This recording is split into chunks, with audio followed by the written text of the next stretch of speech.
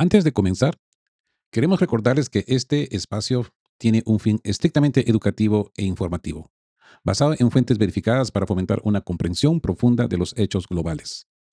Nos oponemos a la desinformación. Nuestra meta es el intercambio de conocimiento y análisis crítico, siempre bajo el respeto a todas las partes involucradas. La resistencia.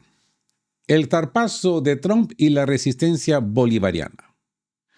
Bienvenidos a De qué hablan Geo con Rodolfo. Hoy es 29 de enero de 2026 y el tablero mundial está ardiendo. Lo que muchos creyeron que era retórica de campaña se ha convertido en una realidad brutal. Estados Unidos ha escalado su imperialismo a niveles nunca vistos. Empezamos con el reporte de Venezuela. Tras el bombardeo y el secuestro del presidente Nicolás Maduro y la primera dama Cilia Flores, el mundo esperaba el caos. ¿Se acuerdan? Pero se encontró con un muro de acero. Veremos cómo Caracas resiste con una unidad popular y continuidad institucional bajo el mando operativo de Delcy Rodríguez. Pero ojo, porque Venezuela es solo el inicio. Escudriñaremos la lista de candidatos de la administración Trump. Según de América Conservative, la Casa Blanca ya tiene en la mira a Irán y Cuba para cambios de regímenes violentos. ¿Quién sigue en la fila? Mientras tanto, en Europa, el realismo empieza a vencer a la ideología. El líder francés Jean-Luc Mélenchon exige lo que hasta ayer era tabú, restaurar el Nord Stream. París ya no acepta la gasolina cara de Washington. Y para cerrar la noticia que sacude el frente, retomando el tema del conflicto Ucrania-Rusia, pues se habla de una tregua energética en la zona de operaciones militares, mientras se revelan pérdidas humanas que las autoridades intentaron ocultar. Así que pónganse cómodos y mantengan este cafecito caliente, ¿no? Iniciamos. Venezuela, la resistencia frente al secuestro. Entremos a escudriñar este episodio del día de hoy. El imperialismo se ha quitado todas las máscaras. El bombardeo y secuestro de Nicolás Maduro y Cilia Flores no es solo un ataque a un hombre, es un mensaje de terror para todo el sur global. Washington ha intentado reinstaurar a sangre y fuego la doctrina de que América Latina es su patio trasero. Pero, ¿qué se encontraron? Pues un muro. Pensaron que sin Maduro el PSV se fragmentaría y el país caería en una guerra civil. Pues se equivocaron. Se equivocaron de cabo a rabo. Lo que estamos viendo hoy es un organismo político que bajo ataque se ha cohesionado con una fuerza inusitada. Sí, una fuerza inusitada. Así pues que los detalles del Chinapi son claves para entender por qué la operación de la Casa Blanca está fallando en lo político. Y es continuidad, no vacío. La narrativa de los medios occidentales es que Caracas es un caos. Y les digo una cosa, esto es falso.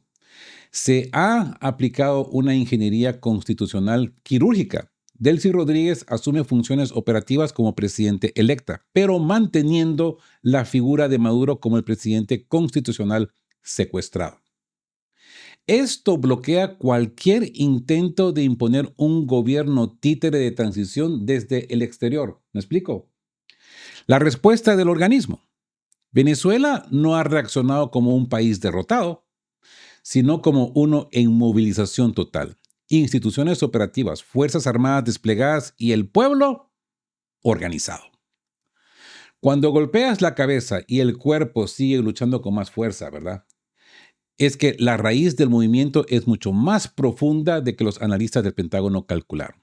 Pero ya aquí en De qué hablan habíamos calculado todo esto. Si se acuerdan, si vamos a un videíto aquí de qué hablan que hicimos hace un mes cuando todo esto empezaba, pusimos esto sobre la mesa. Pero es interesante ver de que diarios italianos como este también, o periodistas italianos como este también hablan en este efecto. Hablemos del efecto boomerang. En lugar de fragmentación, Washington ha logrado la reconciliación del frente interno. La agresión unificó incluso a sectores que podían tener dudas. ¿No es familiar esto? ¿Mm? ¿Irán? Hoy la legitimidad en Venezuela no se discute en Washington. Se defiende en las calles y se mantiene anclada la legalidad interna. Entremos a la conclusión. La resiliencia comunal versus la guerra psicológica. Aquí hay que esgrimir esta jugada maestra. ¿Por qué es una jugada maestra? Washington no solo lanzó bombas, lanzó una campaña de desinformación masiva.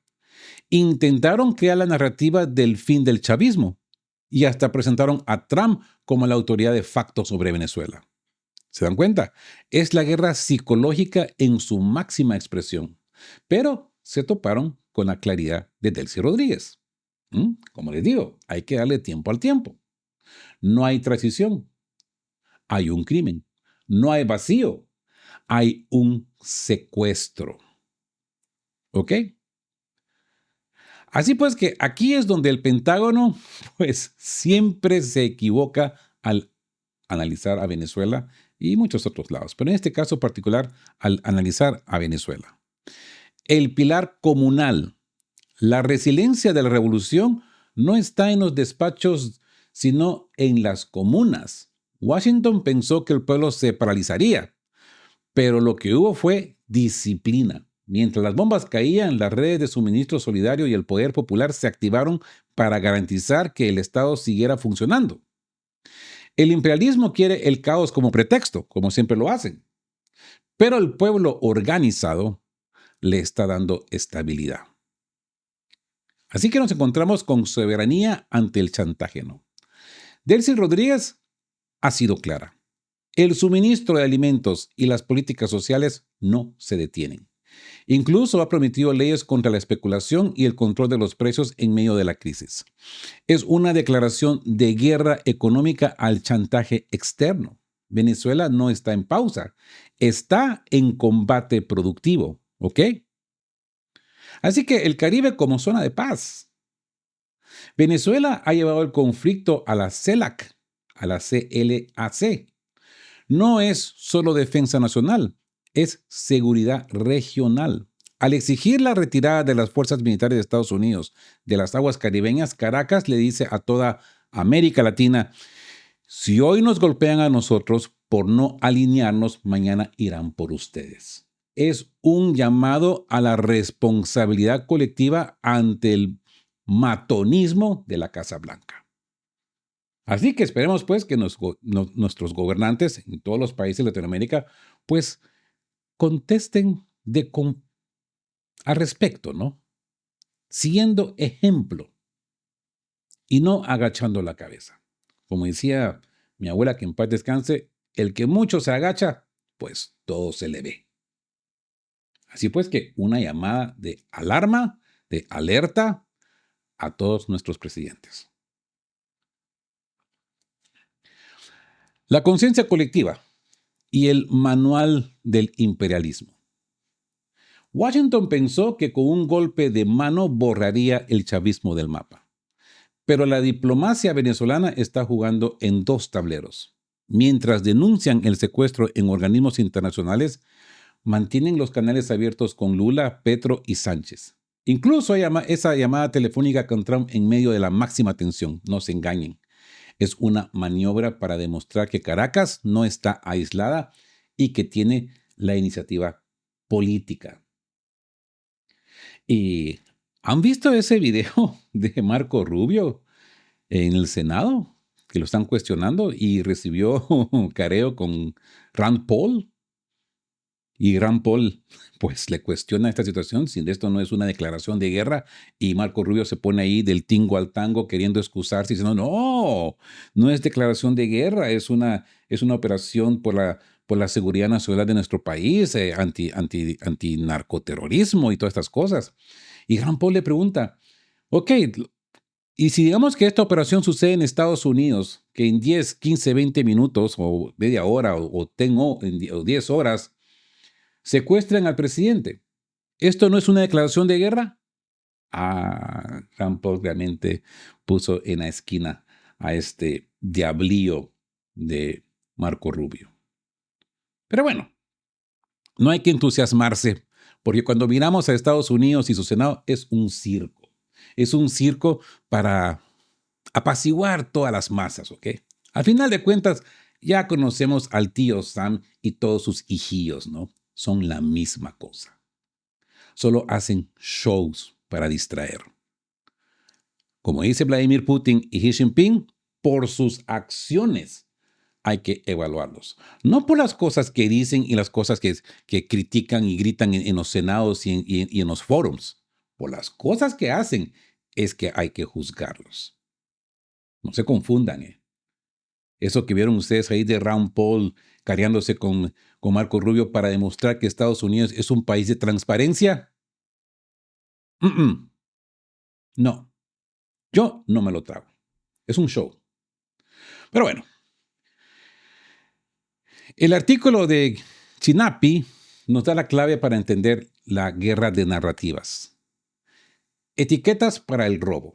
El imperialismo necesita transformar el robo en una misión moral. Usan términos como narcoterrorismo o ayuda humanitaria para ocultar lo que realmente quieren, el control de los recursos estratégicos y el castigo ejemplar a una nación que no se arrodilla. ¿Se dan cuenta? Rand Paul no cuestionó estas cosas. De los botines, no. Solo de que si esto es una declaración de guerra o no, solamente para demostrar un poco de pinta transparente a su electorado. Así que Venezuela les ha quitado la máscara, exponiendo que lo que traen no es democracia, sino dominación pura y dura. Y les digo una cosa, demócratas y republicanos van a lo mismo. No son diferentes. Por eso les digo, las cosas que dicen Estados Unidos hay que ignorarlas por completo. Solamente hay que ver lo que hacen. Y de ahí tomar decisiones, tomar lecciones y aprender. Washington subestimó un factor decisivo, según este periodista. La soberanía en Venezuela no es solo un papel legal, es una conciencia colectiva. Y sí, en comentarios aquí en De Qué Hablan Geo, en la comunidad venezolana de este canal, pues se ha demostrado. Hay una integridad colectiva. No sé si ustedes ponen atención a los comentarios que aparecen en el canal, pero lo que viene de Venezuela es una voz unisola y muy fuerte. Admirable. El pueblo no se moviliza por una ideología abstracta. Ay, otra vez ideologías. Sino por orgullo nacional y memoria histórica. ¿Ok? Te los repito, porque me fascina destruir ideologías. El pueblo no se moviliza por una ideología abstracta, sino por orgullo nacional y memoria histórica. Así debe de ser. Han aprendido a organizarse tras años de bloqueos. Por eso, al intentar eliminar a Maduro, lo que han hecho es fortalecer la unidad interna y legitimar, pues, la resistencia. Por eso el episodio de hoy se llama La Resistencia. El fracaso de los títeres. Mientras lanzan bombas, intentan relanzar a figuras de la extrema derecha como alternativas, pero esas figuras no tienen arraigo popular, solo apoyo de las embajadas, de las ONGs. En Venezuela hay un gobierno que gobierna, un pueblo que resiste y una presidenta operativa, Delcy Rodríguez, que ha demostrado que el Estado, pues, no se detiene. Transición al siguiente bloque. La lista negra de Washington. Pero no bajen la guardia, amigos de qué hablan Geo. Si creen que esto termina en el Caribe, pues están muy equivocados. Lo que le hicieron a Venezuela es el laboratorio de lo que viene para el resto del mundo. Acuérdense que ese documento que muchos tomaron papel mojado, desclasificado el 23 de este mes, pone lo que sucedió en Venezuela como un ejemplo para todos. Como quien dice, miren lo que se dio ahí, sigan el ejemplo. Si no hacen lo que les decimos, pues les toca otro operativo de estos. Ponen atención. Aquí el periodista Ted Snyder de The American Conservative ha soltado la bomba. La administración Trump ya tiene la lista de los candidatos para el cambio de régimen. Irán y Cuba son los siguientes en la fila. ¿Mm? ¿Es este el inicio de una purga global contra todo gobierno que no sea un satélite de Washington, tal y como estaba descrito en ese documento que muchos dicen que es papel mojado? Lo analizamos a volver a este informe del 29 de enero. La lista negra de Trump y el reordenamiento hemisférico. A ver, poner mucha atención. Si creían que lo de Venezuela fue un evento aislado, aquí el periodista Ted Snyder de American Conservative acaba de soltar la bomba informativa, yo diría que del año. La administración Trump no se conforma con Caracas, ya tiene a Irán y Cuba en el punto de mira. Ya no hay diplomacia de trastienda, hay interferencia abierta y amenazas directas de decisivas operaciones militares. Sí. Y no está a voces, ¿no? No está en películas de Hollywood, está escrito en blanco y negro. Así que los movimientos de piezas en el tablero son claros y ominosos. El ultimátum a Irán. Trump ya no pide negociar, exige capitulación. Ha movido al grupo de ataque del portaaviones USS Abraham Lincoln hacia las costas de Irán, escoltado por destructores armados con misiles Tomahawk. Mientras tanto, el general Brad Cooper coordina en Israel los planes para lo que llaman una operación de decapitación. Trump ha sido explícito. Le ha dicho a los manifestantes iraníes que es hora de tomar el control y de que Irán cambie de liderazgo. Es la preparación para un ataque que, según el Wall Street Journal, busca, pues, derrocar al régimen. El cerco final a Cuba. Marco Rubio o Narco Rubio. Tras el secuestro de Maduro, el mensaje para La Habana es: lleguen a un acuerdo antes de que sea demasiado tarde. ¿Se dan cuenta? Es que nunca se me olvida cuando Narco Rubio aparecía en su posición, cómo aparecieron voces en nuestro querido idioma diciendo: oh, uno de los nuestros está ahí. ¡Qué alegría! ¡Ay, aquí lo tienen! Ahí lo tienen. Ahí lo tienen, el uno de los nuestros.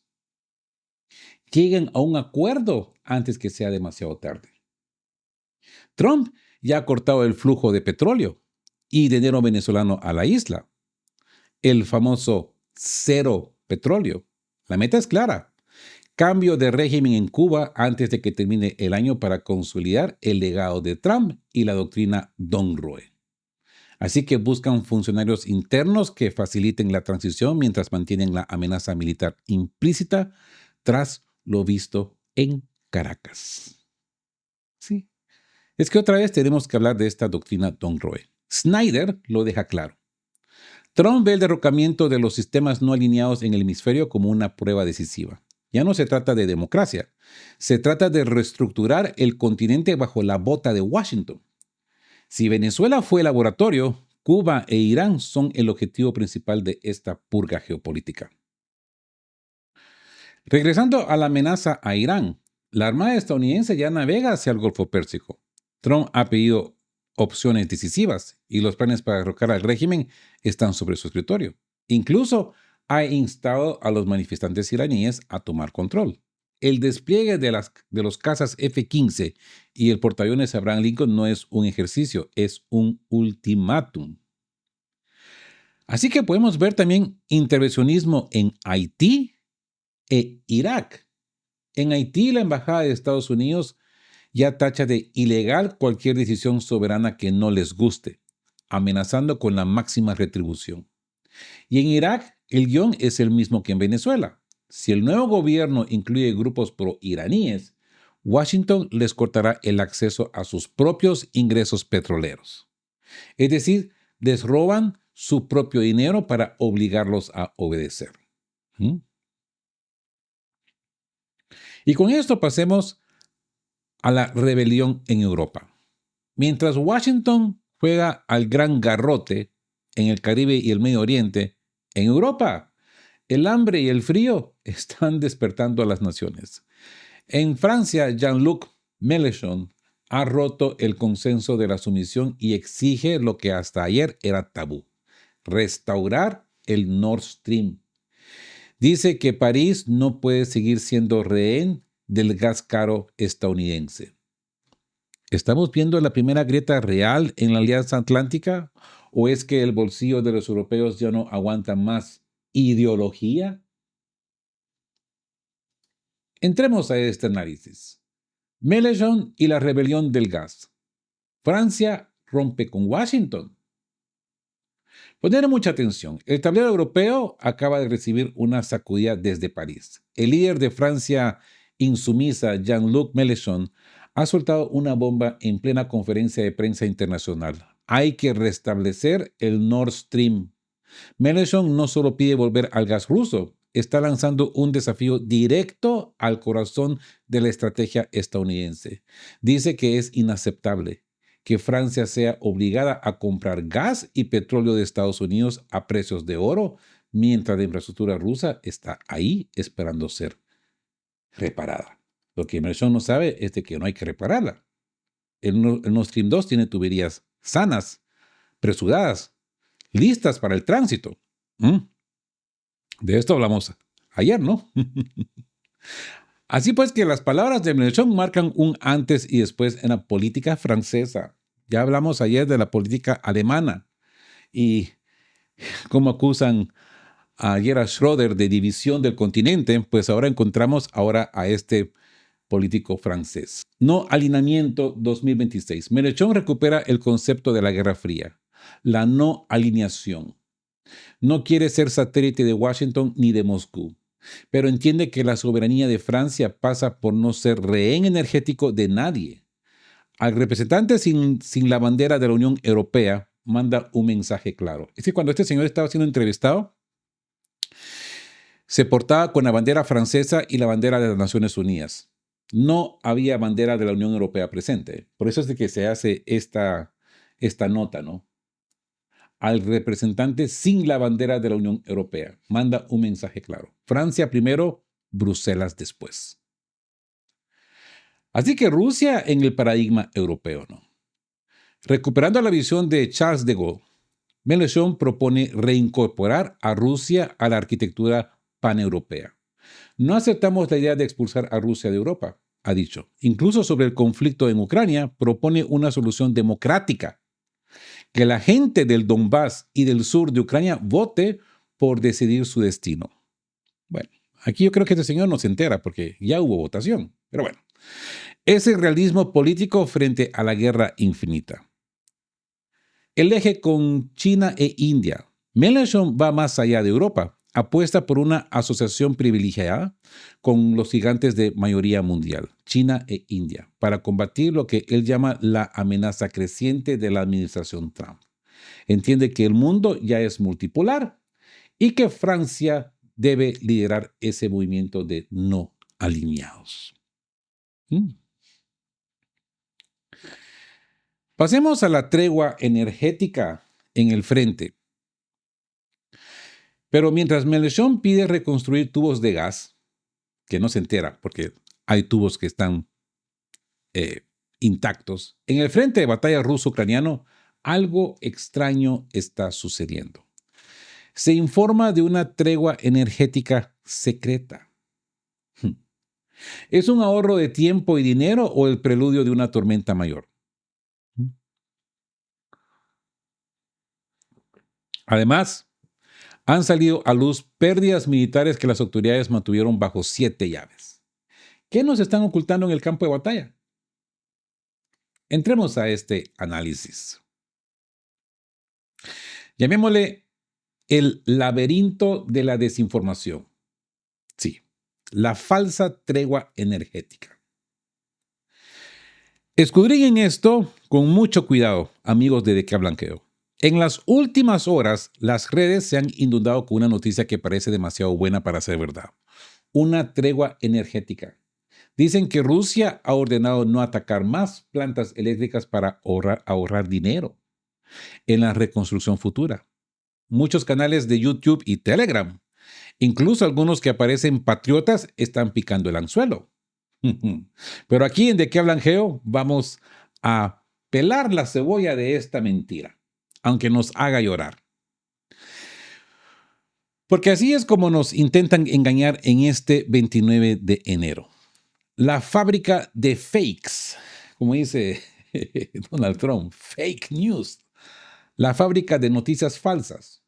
Como bien señala el analista Alexander Talipov, esta supuesta tregua no salió de ningún cuartel general, sino de la pluma de blogueros que ya han fallado 1000 veces antes. El objetivo, crear nerviosismo y la sensación de que hay pactos secretos a espaldas del pueblo. Pero la realidad es otra. Mientras en Abu Dhabi se habla, los misiles siguen golpeando. No hay tregua oficial. Hay guerra de información. Y aquí nos encontramos otra vez con el factor Jodorkovsky. Ojo con esto, amigos de qué hablan que yo. El oligarca fugitivo Mikhail Jodorkovsky, que por mí hasta la fecha me pregunto por qué le dieron libertad a este hombre. El oligarca fugitivo Mikhail Jodorkovsky controla una red de canales de Telegram que operan tanto en Ucrania como en Rusia. Ellos han comprado esta narrativa con entusiasmo, vendiéndola como el primer fruto de las charlas en Abu Dhabi. ¿Por qué?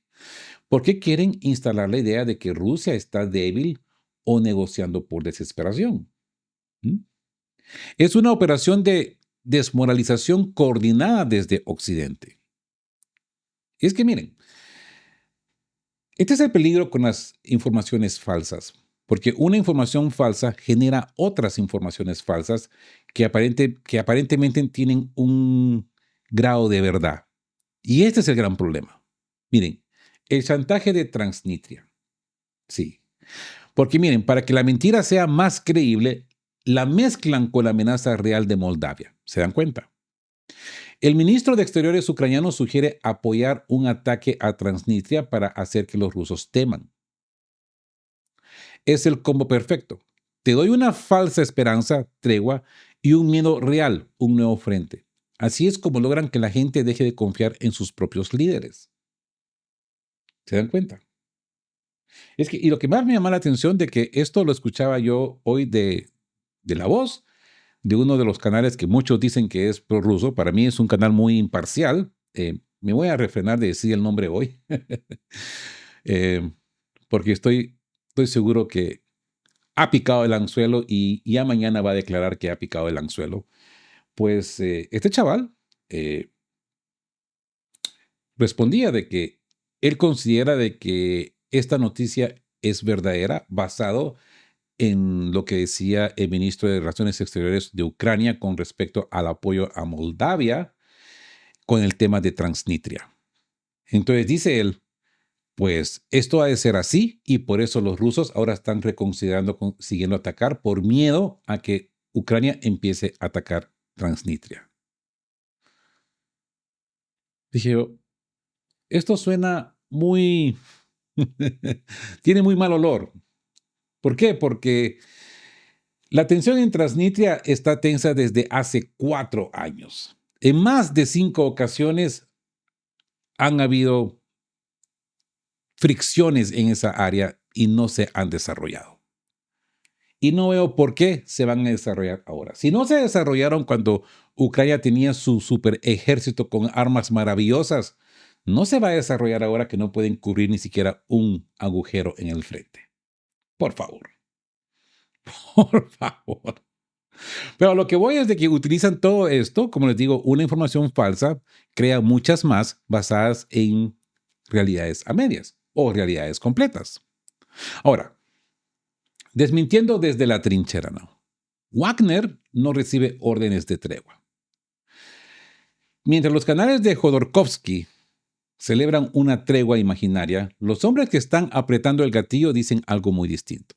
El canal condottiero veterano de PMC Wagner ha sido tajante. No existen restricciones, no hay órdenes del Estado Mayor, ni verbales ni escritas. ¿Ok? Y es que por ahí hay que empezar. Así que las pruebas están en el aire. Hoy mismo los drones Geranio han caído sobre subestaciones en Sumy, Shugev, Lutsk y Zaporozhye. ¿Qué clase de tregua es esa, donde los objetivos estratégicos siguen saltando por los aires. Es más, hasta el mismo Zelensky acaba de salir, si van a su canal de Telegram, que se considera pues siendo el canal del presidente, un medio oficial, está diciendo que esperan un gran ataque de los rusos. Parece que Jordokowski no se puso de acuerdo con el Goblin Verde, ¿eh? Lo que hay es una operación de distracción y confusión. Y mucho ojo con esto, ¿no? Como les digo, la verdad es la primera víctima en una guerra. Y bueno, aquí es donde se conecta el hambre con las ganas de comer, ¿no? La realidad de Kiev. Como dice Dmitry Stishin, Kiev no está al borde de la crisis, está en medio de ella. La infraestructura energética de la capital está herida de muerte. Si Zelensky y su equipo han cedido en algo en las conversaciones de Abu Dhabi, es porque la crisis humanitaria pues ya es inmanejable. Los plutócratas de bandera están desesperados. El silencio de Peskov. Ojo al dato, ¿no? Dmitry Peskov, el portavoz del Kremlin, ha decidido no confirmar ni desmentir los rumores. Ese silencio es un arma. En diplomacia, si no niegas algo, dejas que el enemigo siga especulando y perdiendo el tiempo. Rusia mantiene la iniciativa mientras Ucrania intenta adivinar qué se pactó realmente en los Emiratos. El Donbass a cambio de luz.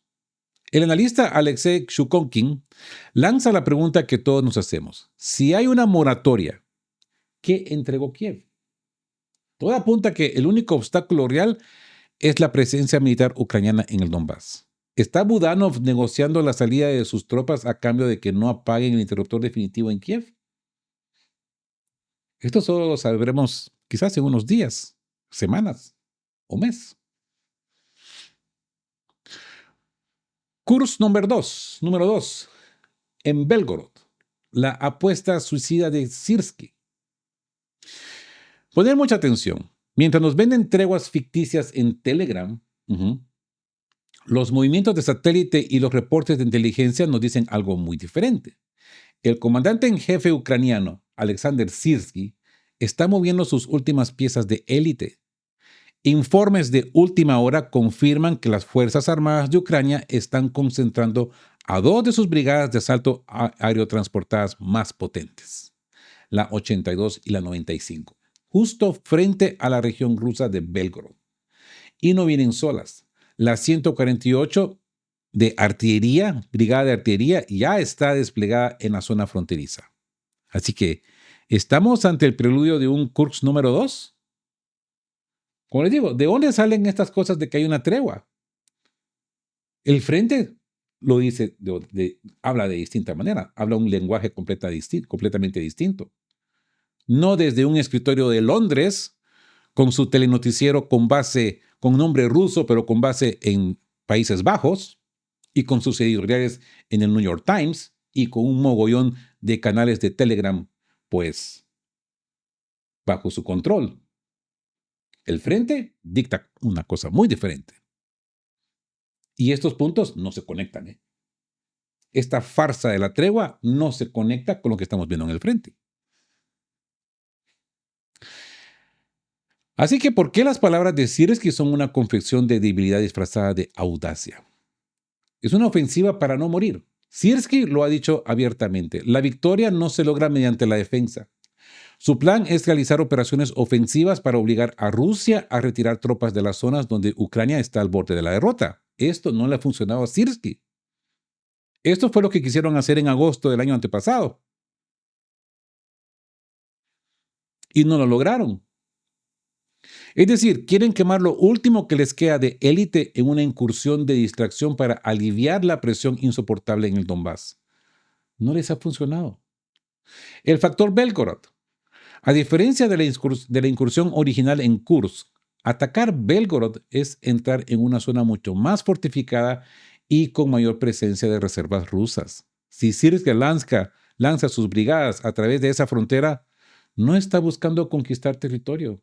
Está buscando un titular para que Washington y Bruselas sigan enviando cheques. Es una operación de marketing militar pagada con sangre. Mantener la iniciativa. ¿A qué precio? Siersky habla de obligar al enemigo a retirar efectivos, pero la pregunta es, ¿cuántos efectivos le quedan a Ucrania para sostener ese avance? Lanzar a sus mejores paracaidistas a una zona de muerte en la frontera rusa, mientras Pakrovsk está a punto de caer. Esto huele a decisión política desesperada, ¿no? No a estrategia militar brillante.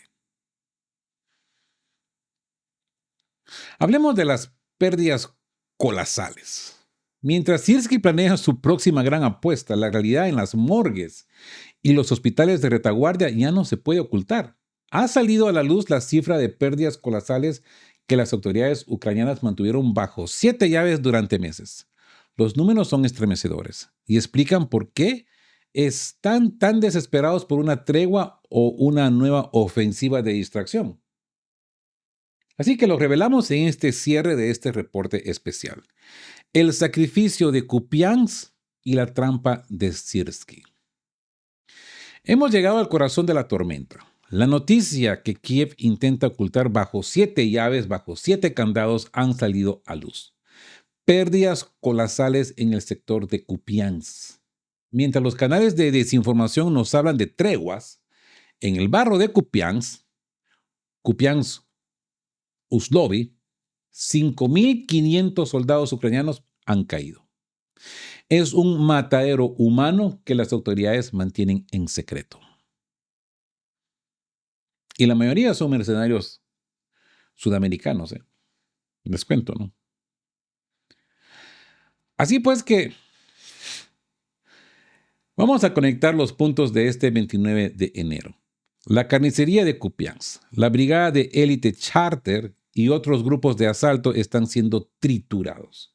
Rusia ha lanzado hasta 20 ataques aéreos diarios en los bosques de Monashinivka y Blagodatovka. No es una defensa, es un asedio total. Los centros de control de drones de Kiev están siendo empujados hacia atrás porque no aguantan la presión. ¿Por qué enviar aviones de ataque y equipo pesado a una ciudad que ya tiene combates callejeros? Porque necesitan sostener el frente a cualquier costo. Así que entramos otra vez a la maniobra de distracción, Kursk número 2. Aquí está el truco de Siersky. Sabe que Kupiansk y el Donbass están perdidos. Por eso está concentrando otras brigadas cerca de Belgorod. No es para ganar la guerra, es para desviar la atención. Quiere obligar a Rusia a mover sus reservas de Kupiansk hacia la frontera rusa para aliviar el desastre. Este tío se le olvida que Rusia tiene reservas, Así que es una apuesta suicida, yo diría. Sacrificar sus mejores tropas en una incursión para que el mundo no vea cómo se desploma el frente este. La conclusión es clara. Estamos en el final del juego. En Venezuela, el pueblo resiste el zarpazo imperial. En Francia, Mélenchon exige el gas ruso para no morir de frío. Y en el frente, Siersky prepara un último acto desesperado mientras las morgues de Kupiansk no dan abasto. La verdad no está en las comunicaciones o en los comunicados oficiales. Está en el movimiento de los portaaviones y en el silencio de los que mueren en las trincheras. No se dejen engañar por las falsas treguas ni por los titulares de propaganda.